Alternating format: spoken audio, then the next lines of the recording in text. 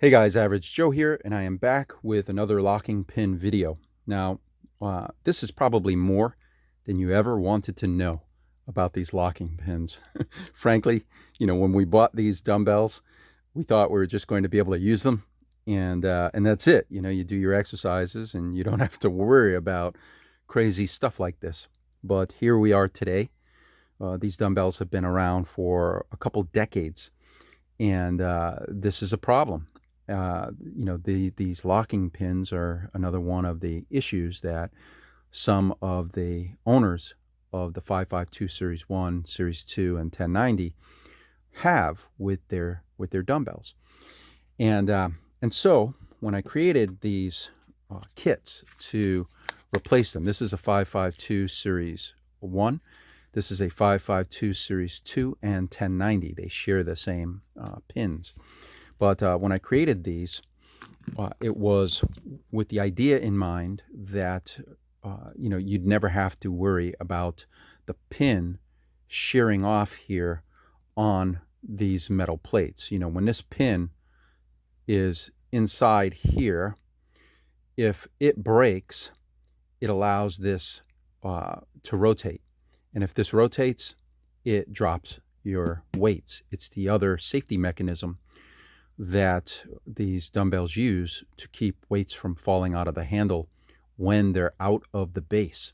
So I created these pins, which you've all heard of by now. But when I did, what we discovered was that not all sets are created equal. And I covered this a little bit in a lessons learned video about a week ago. But I want to go into a little more detail because 552 Series 1 owners, this style of dumbbell from Bowflex, from Nautilus, there are so many versions of this pin in these dumbbells that there's no way to make them all. There is no way for us to reasonably manufacture every single possible variation on the pin design.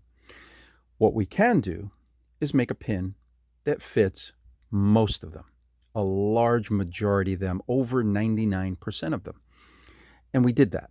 So when 99+% of you get these pins, you can install them in your crossbar assembly, what I've been calling crossbar assembly, and they will work as they are intended to work, nice and smoothly, with enough height that they work the same as OEM. But within the 552 Series 1 collection of dumbbells that are out there, there are variations in this design. They aren't all the same. And it's mostly, right now, it seems to be a 552 Series 1 problem. We haven't had 552 Series 2 and 1090s yet that have had this sort of problem. It's usually a 552 Series 1 owner and only a small handful of them. But here's the deal. So these pins differ in some fundamental ways. You can actually see these two pins here. If you look at this face, it's wider on this than it is on this one. And you can actually see that right there, which means that this face is going to be wider here than here. And you can see that right there. So they differ in ways that mean when you get this pin set in the mail and you go to install it in your set, if you have one of the common 552 Series 1s, they will install just fine and they will work as they're supposed to. If, however, you have a less common set and you go to install these, they may not work out of the box. They may require some modification. What kind of modification? Well, you can see here, I took this pin out of the box, for this particular crossbar assembly, and they modified it by filing and sanding this face here. And I sanded it back, meaning that I took material off from the face like this, and created a face that better matches the pin from that crossbar. Now, this width is the same as this width. This face is the same as that face. And so when this pin is used in the crossbar assembly, it will work.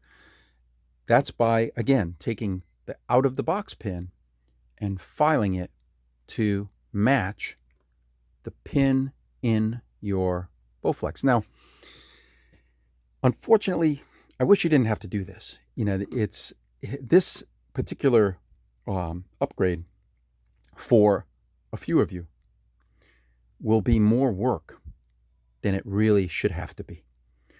But again, there's no way for me to make every possible variation. It's as if the manufacturer decided to, you know, change up these pins on a regular basis and just do something a little different with it. What remained the same, what is constant on all of these pins, is this distance, and also the width of the pin. That stayed the same. Those are the same on all the pins that are out there. But what they, one sec here, what they changed was this depth here.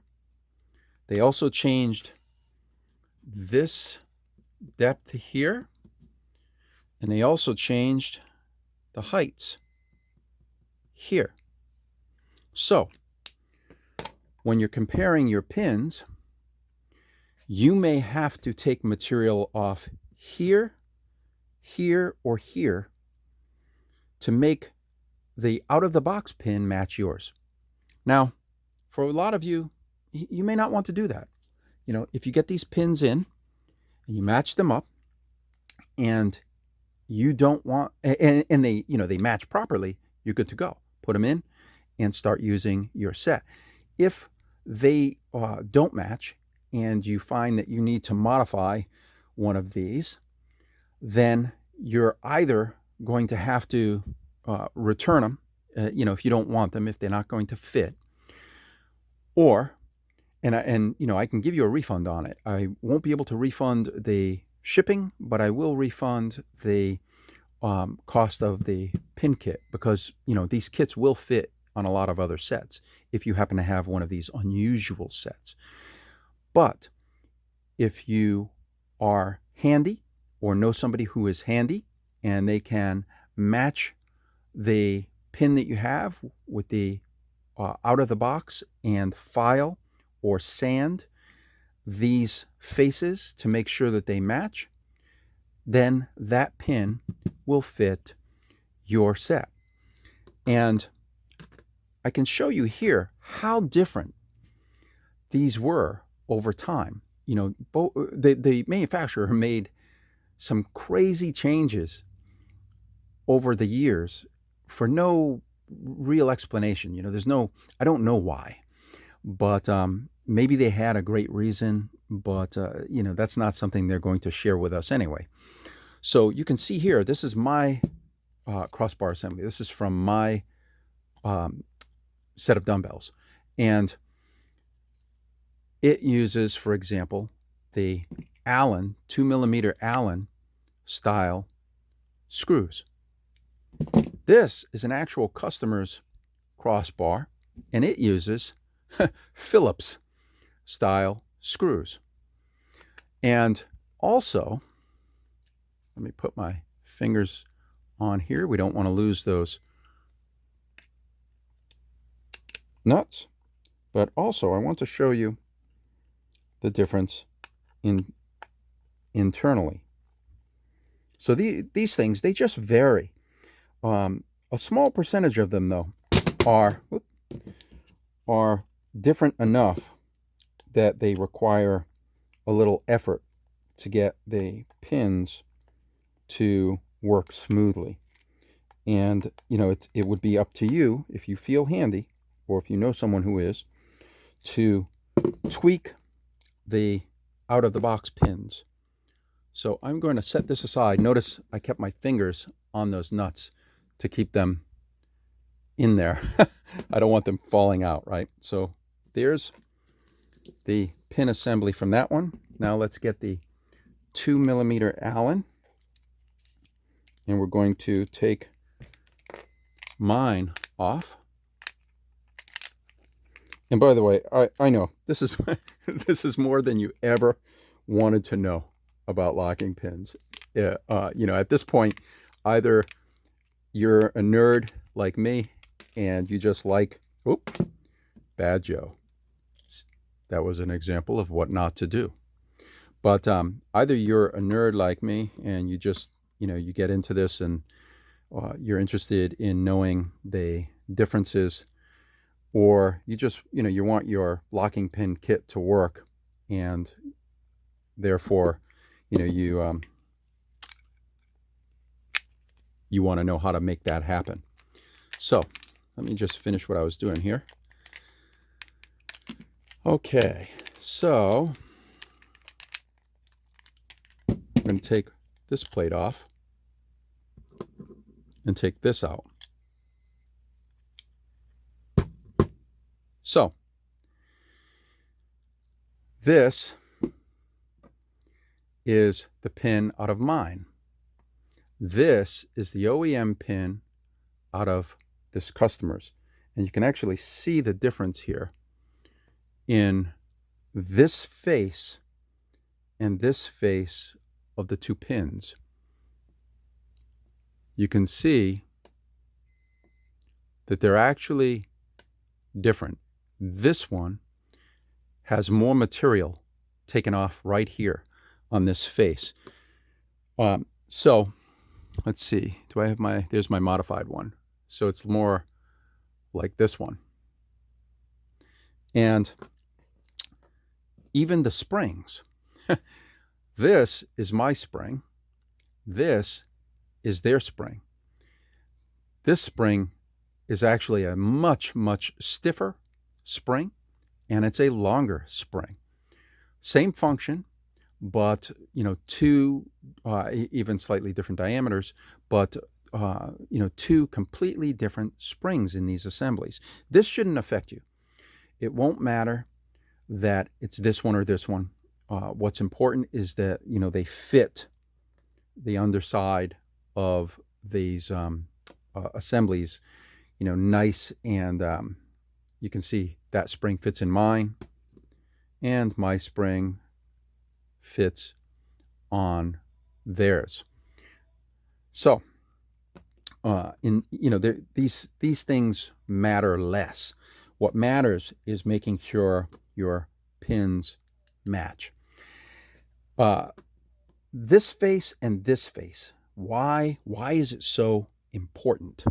It's important because inside this cavity, what you might be able to see right, let's see, right there, and I don't know how well you can see that. Let me get these nuts out of here for a sec.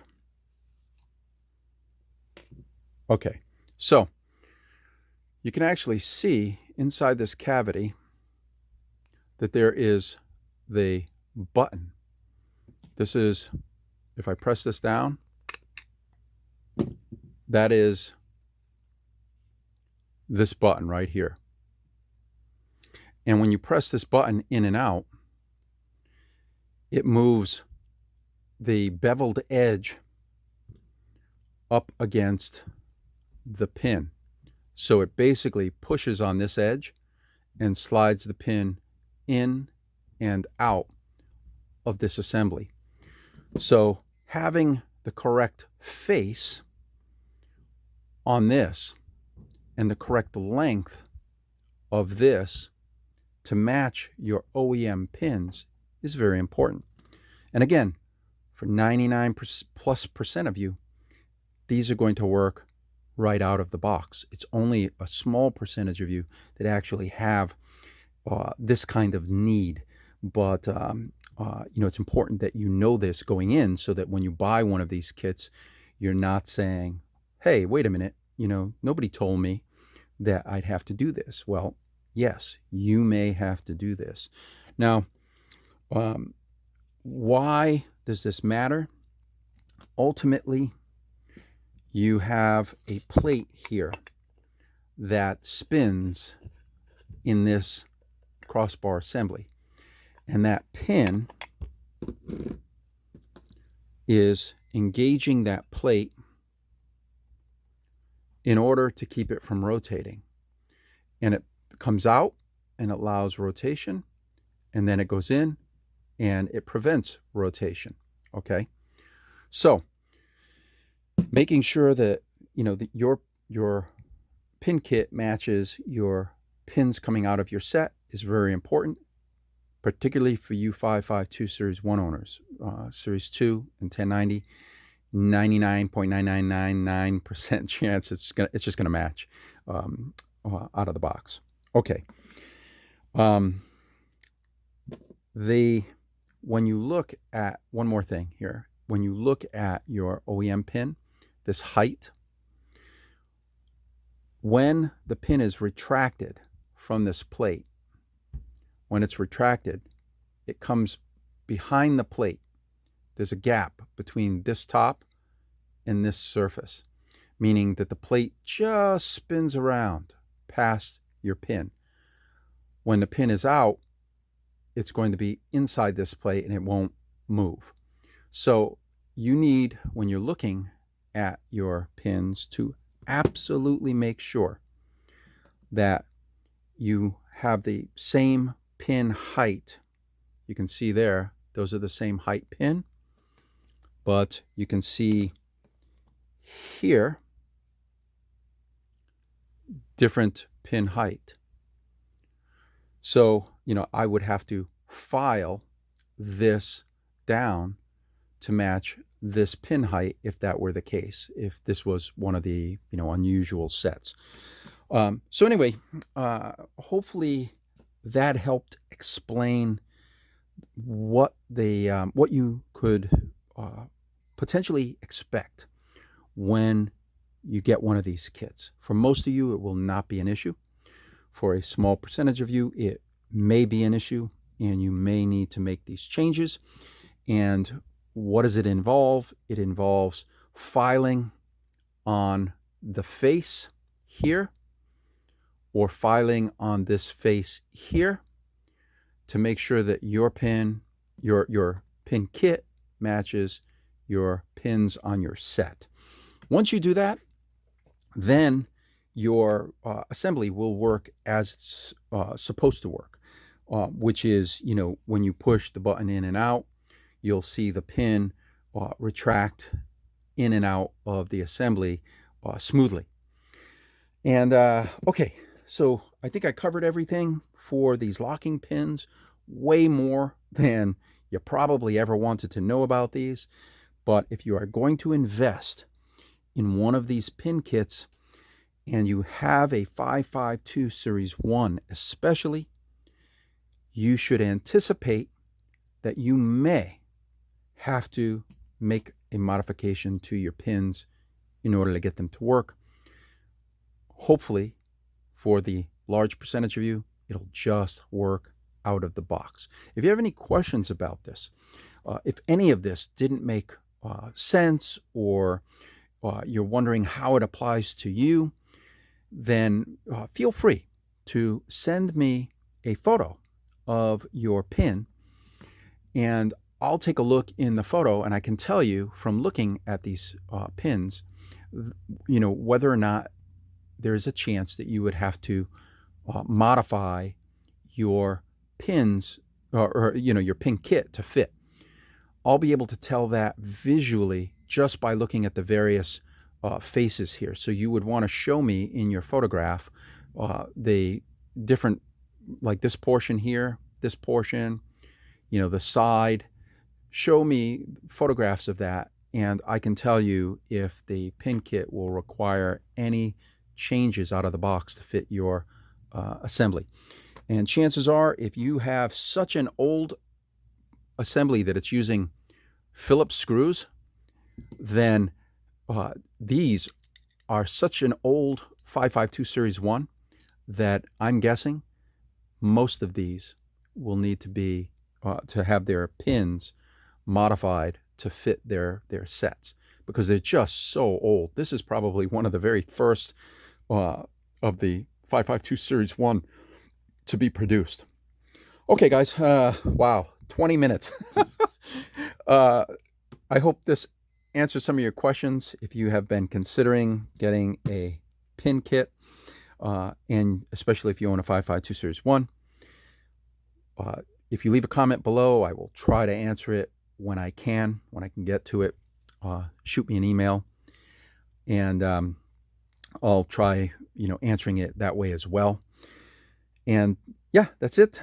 Thank you very much for watching, and I hope you all have a great day.